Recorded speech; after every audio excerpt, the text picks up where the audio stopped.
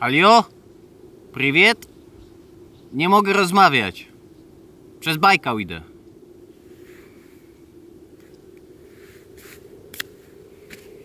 O, nie zauważyłem was.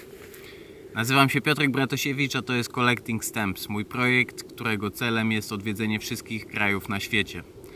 W tym momencie miałem przyjemność podróżować już w 107 krajach, ale robię też inne rzeczy. Aktualnie jestem na Bajkale, na najgłębszym jeziorze świata, w Rosji, na Syberii. Staram się przejść je wzdłuż jego długości, nie schodząc z lodu. Zajmie mi to około 3 tygodni. Wszystkie rzeczy mam ze sobą, ciągnę je na tych saniach. Coś spadło. Śpię w tym namiocie. I tyle. Zapraszam.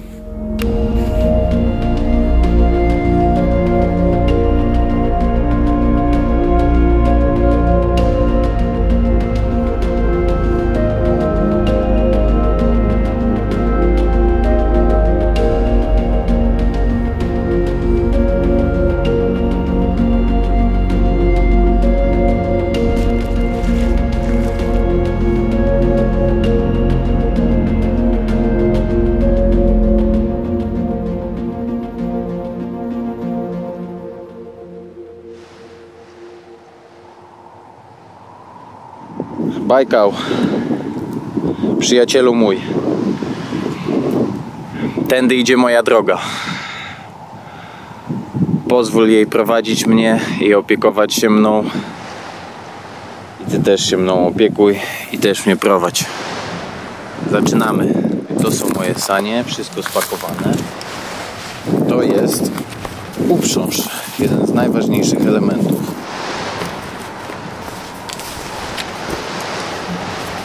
Zapinam ją tu na górne zapięcie. Zakładam kolce. Kolce są po to,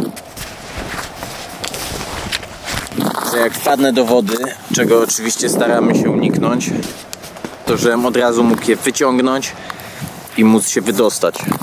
Dodatkowo mam też plecak, który jest całkowicie wodoodporny, działa też jako bojka. Zakładam go dodatkowo na plecy.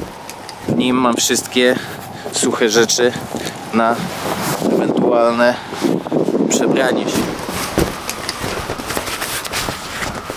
Do tego kijki, sanie i jedziemy.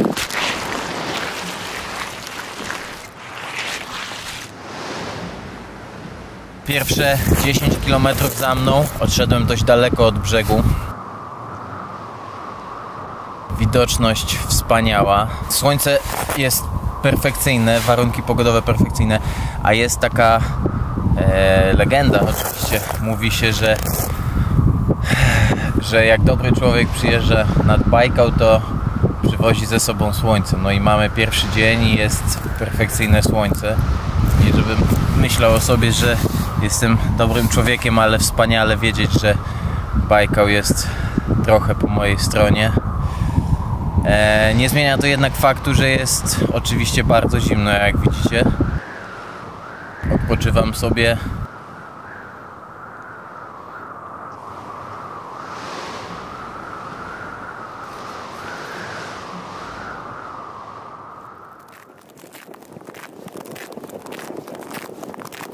No więc tak wygląda moja codzienność. Przez pierwsze 2 dni przeszedłem tylko 40 km. Pierwszego dnia, to dlaczego się tak odwracam, to Bajkał bez przerwy pracuje. Cały czas wydaje jakieś dźwięki i cały czas mózg się na to nabiera. Tam właśnie teraz coś tryknęło, coś się ruszyło w śniegu i momentalnie zaczynam się zastanawiać, czy nie ma tam czegoś. Wyobraźnia zaczyna pracować, może to niedźwiedź, a może to nie wiadomo co innego. I tak sobie patrzę i sekundę później wiem, że to Bajkał. Aktualnie, jak widzicie, idę dość blisko brzegu. Więc mam okazję pooglądać, jak wygląda wybrzeże. Mam okazję pomartwić się tym, czy jakiś niedźwiedź mnie zaraz nie przyjdzie odwiedzić, albo wilk. Wczoraj na wieczór podszedłem do takiej zatoczki, którą widziałem, żeby być bliżej brzegu. Chciałem sprawdzić, czy tam też tak będzie trzaskać lód w nocy. Trzaskał. I rano zamiast wyjść tą samą drogą, którą wszedłem, to poszedłem dalej. I uwięziłem się między brzegiem a tymi torosami. Tutaj jest ich co najmniej ze 100 metrów szerokości i przejście przez nie zajęłoby mi pewnie co najmniej pół godziny albo 40 minut, więc cały czas, już 1,5 godziny idę wzdłuż i wydaje się, że może znajdę albo cieńszy kawałek, albo może gdzieś będzie jakiś przesmyk. Idzie mi się dużo wolniej niż myślałem. Zdążyłem przejść już dzisiaj kryzys pierwszy. Zakładałem, że będę szedł co najmniej 30 km dziennie, a tu 2 dni z rzędu 20 km dziennie i to szedłem co najmniej 7-8 godzin dziennie bez przerwy. Bardzo dużo przeszkód, torosów, mnóstwo miejsc, gdzie lód całkowicie goły, ciężko jechać na nartach. No i tak oto odkryłem pomysł. Zdjąłem narty. Idzie mi się 3 razy szybciej i od razu odzyskałem dobre nastawienie, morale podniesione w kosmos wystrzeliły. Wczoraj byłem zachwycony wieczorem. Iść, ciągle iść w stronę Sybiro-Bajkalska, aż do końca, aż po Bajkału kres.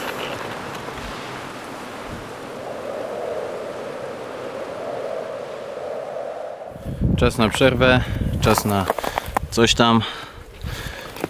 Wody się napić człowiek może.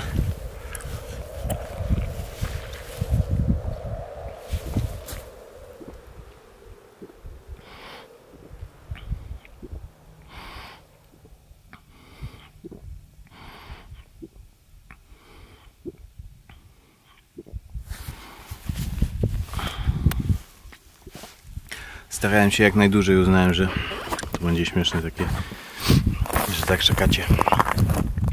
To są chrupki. Kochana, ukochana przyrządziła. Mega dużo orzechów. Daktyle, miodu mnóstwo. Generalnie bomba kaloryczna i energetyczna. Obok masło orzechowe, które wpierdalam łyżkami i jazda. Przemyślenie mam takie, że jak ktoś lubi jeść słodycze, tłuste rzeczy, tak jak ja, to jest genialny sposób. Musicie pojechać gdzieś,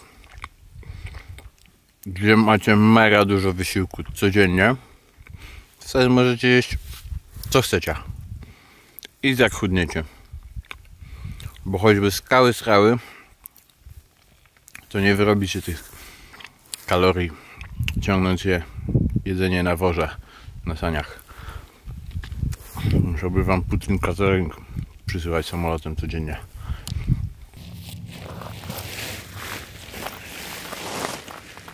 Dziś był wspaniały dzień, szło mi się w ogóle idealnie. Przełamałem już trochę też te passy z pierwszych dni. Dzisiaj zrobiłem już 33,5 km. Miałem jeszcze ciekawą przygodę, a mianowicie najpierw zobaczyłem fokę, a warto wspomnieć, że to są jedyne foki słodkowodne na świecie. Te, które występują w Bajkale. To jest gatunek endemiczny, można zobaczyć je tylko i wyłącznie tutaj. No więc zobaczyłem te foki i od razu się ucieszyłem, ale little did I know, foki zwiastowały kłopoty. Gruba szczelina to jest, powiem wam. Idę wzdłuż niej już ponad 2 km. Ani przez moment nie miała mniej niż metr szerokości. Wygląda na to, że ona ma się ku końcowi powoli. Była mega wielka i wysoka, jest coraz niższa. Tutaj na przykład była foka, widać ślady jej. No i wiem, że tam jest przejazd, bo przed chwilą przejechał samochód. Więc w najgorszym wypadku, kurwa, dojdę do samego brzegu, no. Więc najpierw zrobiłem podejście, spróbowałem przejść i tam był śnieg i tak maluteńkimi kroczkami, milimetr po milimetrze, wyczuwając czy jest ok, czy dam radę przejść, wpadłem. Ale wpadłem tylko do połowy łydek, dupą wyskoczyłem do tyłu szybko na twardy lód. To zresztą jest taki lód pod lodem, to nie jest tak, żebym tam wpadł w otchłań. W każdym razie musiałem zmienić szybko buty, zmienić szybko skarpetki i iść już nie ryzykując absolutnie, iść spokojnie, szukać miejsca, gdzie będę mógł przejść przez tę szczelinę. Mega to sprawiło, że byłem zestresowany i się bałem. Udało się, przyszedłem. Mega stres, prawdopodobnie niepotrzebny. Zakładam, że to przejście było dość bezpieczne, ale po takim doświadczeniu, po wpadnięciu już raz do wody, po tym jak widziałem, jak szeroka jest ta szczelina, zupełnie inna percepcja. Świadomość inaczej działa. Stres wchodzi momentalnie, więc mega stres to był, że przejść każdy krok bardzo ostrożnie, wyczuwając milimetr po milimetrze nacisk. Ale okej, mamy to. Kolejne doświadczenie ważne. Tak czy inaczej przeszedłem dzisiaj ponad 33 km, to już jest lepiej, powoli. Jutro lecimy jutro nie lecimy na rekord, jutro trzeba pewnie będzie od rana wysuszyć buty. No.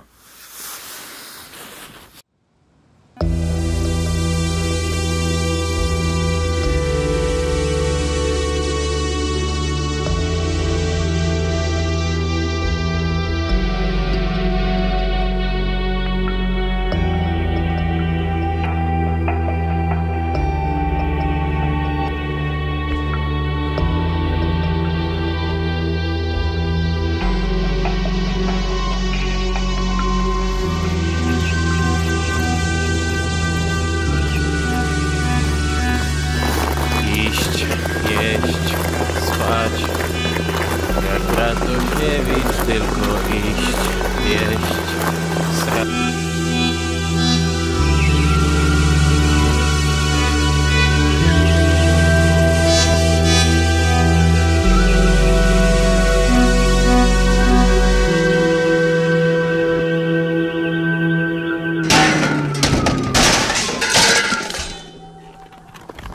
Moi drodzy, godzina 14, a ja przeszedłem dziś już 25 km. Mało tego, wielkimi krokami zbliżam się do Olchonu. Tu, za tym winklem, to jest coś, co ja nazywam wrota Olchonu. Tak naprawdę jest to mała cieśninka tutaj, żeby wejść na teren zatoki. Stamtąd to już rzut beretem. Kończymy powoli pierwszy odcinek.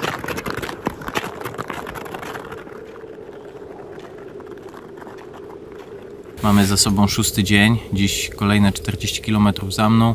Powiem Państwu kilka ciekawostek o Bajkale, bo to chyba czas już najwyższy. Zrobię to nie swoimi słowami, a przeczytam fragment książki kolegi Jakuba Rybickiego.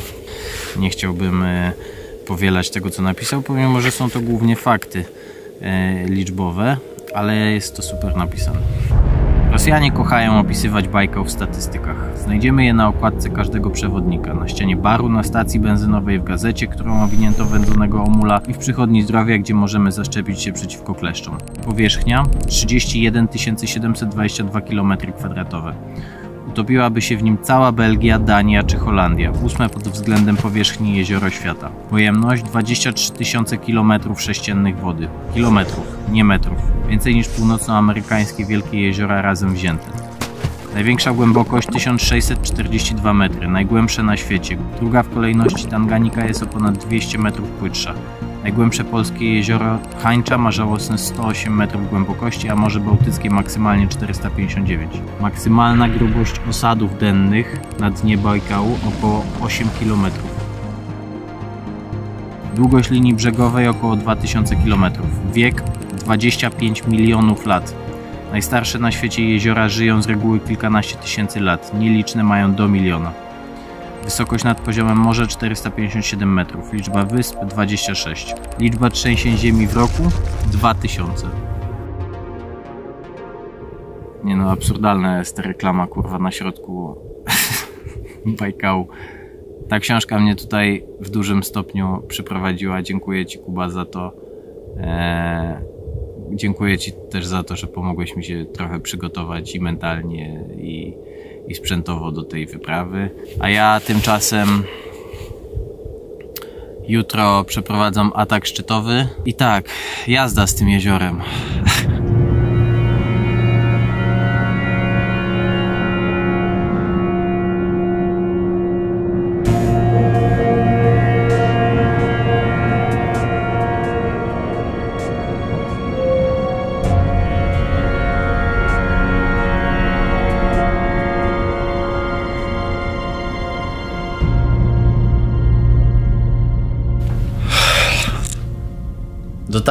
Dotarłem do bazy.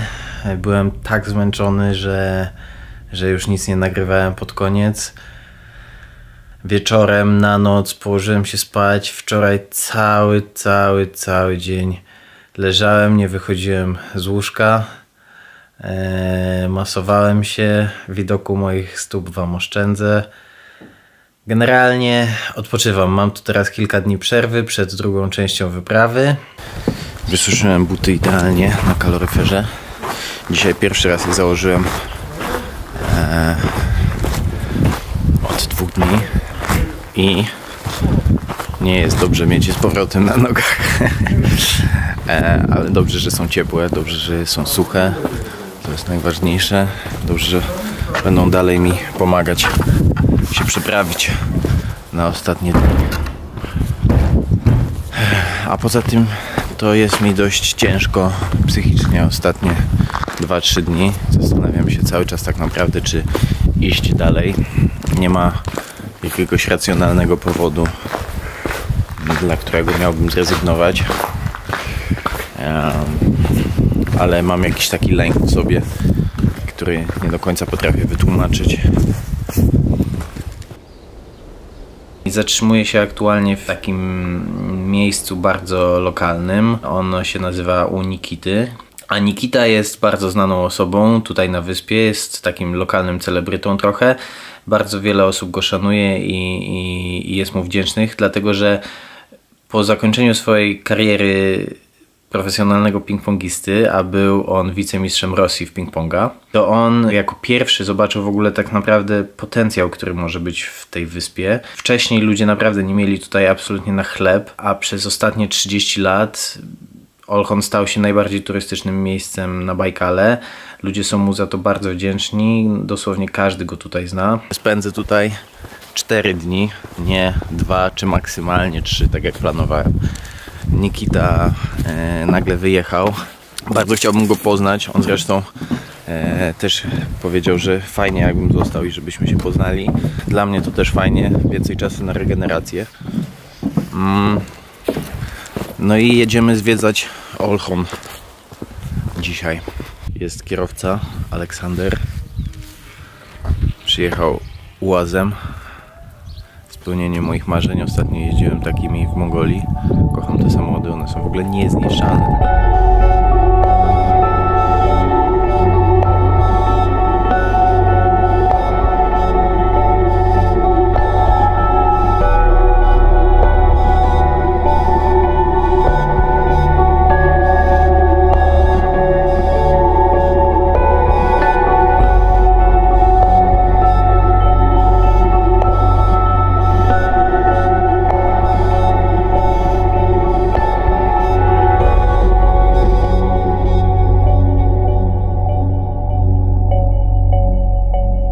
Tak wygląda aktualnie wszystko, co już rozpakowałem. Cały sprzęt, śpiwór, namiot, wszystko do suszenia, ale wszystko też do przegrupowania, restrukturyzacji. Zostawiam na pewno sporo rzeczy tutaj. Myślę, że około 10 kg uda mi się zostawić. Nie będę już brał wielu obiektywów, nie będę brał drona. Narty zostawiam w prezencie Nikicie w ramach podziękowania za to, że mnie tutaj gości. Tak wygląda mój ganek u Nikity. To jest dom, w którym mieszkam. Tam na górze to są moje okna, a tu jest restauracja. Tutaj takich przybytków on ma kilka. Wszystkie porozrzucane po Chórzyrze, który jest bardzo nisko zabudowany, tak jak właśnie tutaj wszystko widzicie. A tymczasem wynająłem na godzinę łazika za 15 dolców. Jedziemy się przejechać po lodzie, zrobić jakieś zdjęcia. Będzie fajnie. Dziś mój ostatni dzień w Chórzyrze. Teoretycznie jutro mam wyruszać z powrotem na lód. Powiem wam, że te 4 dni, jutro będzie 4 odpoczynku, tak naprawdę były mega wycieńczające, bo poza tym, że fizycznie całe moje ciało odpoczęło, zregenerowało się. Wczoraj byłem w bani, poschodziły mi wszystkie obtarcia, opuchlizny, odparzenia na stopach itd. To było to niezwykle stresujące i cały czas tak naprawdę nie byłem w stanie się odciąć, tylko wiedziałem, że za chwilę wracam tam i że to jest kolejny stres. Trochę się to cały czas zmienia, bo jest tak późno, jak jest późno. Ostatniego dnia już widziałem mnóstwo wody wszędzie tak naprawdę. Przyjechał mój łazik właśnie, tam jedzie w oddali.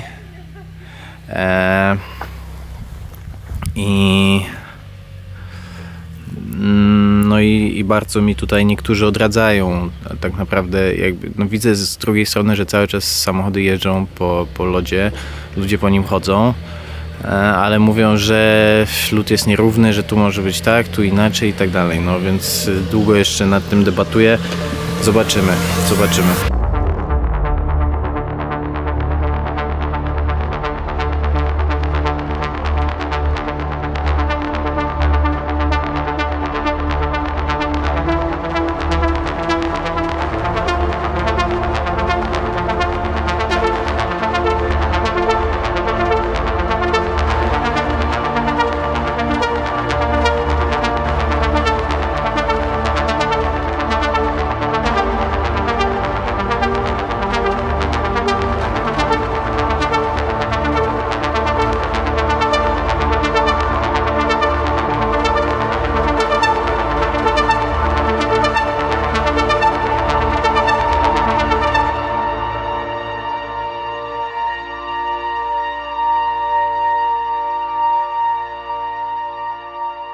Słuchajcie, nawet nie miałem chwili, żeby zakończyć tego vloga. Planowałem na początku zrobić 3 vlogi. Pierwszy z pierwszej części do Olchonu, drugi z samego Olchonu, a trzeci z Olchonu aż do końca. Ale nie w tym roku, moi drodzy. Myślę, że powstanie z tego jeden vlog i jeżeli się nie mylę, to jest to jego koniec. Przeczytam wam, co napisałem, bo tak będzie łatwiej. W bazie na Olchonie jestem już 4. dzień. Miałem wyjść 3, jednak wciąż coś stawało mi na drodze. Ciało fizycznie odzyskało już pełni sił, pomimo tego jednak zero odpoczynku psychicznego, ciągły stres i czekanie. Czułem się tak, jak wyobrażam sobie, że czują się alpiniści czekający na okno pogodowe, w ciągłym zawieszeniu, stresie i niepewności. Od wczoraj wiem już, że dalej nie idę. Całe ciało mówi mi, że nie tym razem, a ja staram się go słuchać. Mógłbym pójść i na siłę dojść do końca, ale nie o to w tym chodzi. Czuję, że nie tędy droga.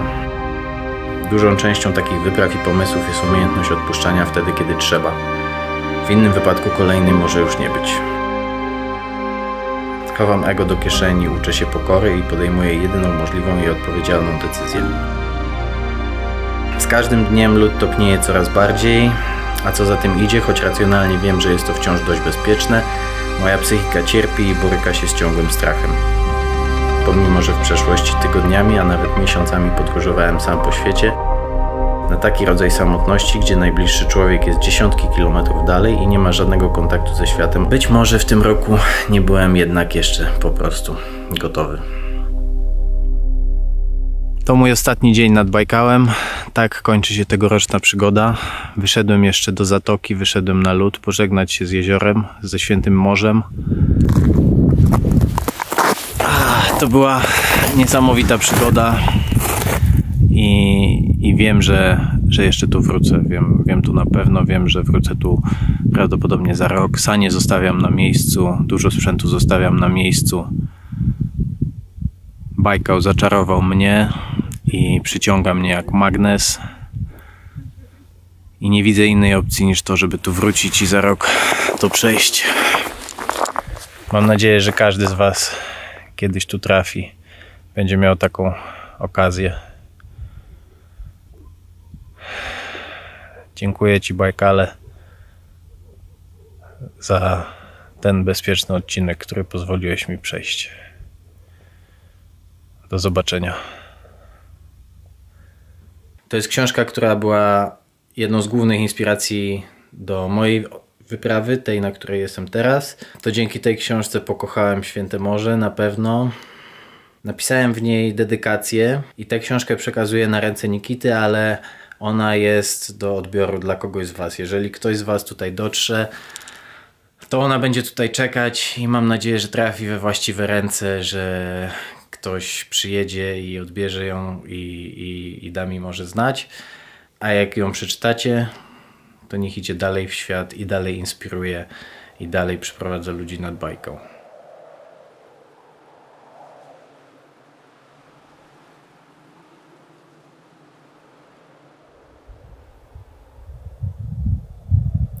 Patrzę sobie w tym małą miniaturkę. No, kurwa, ten widok to jest coś kosmicznego. Wow, jak to wygląda. Dziękuję za to, że tu jestem.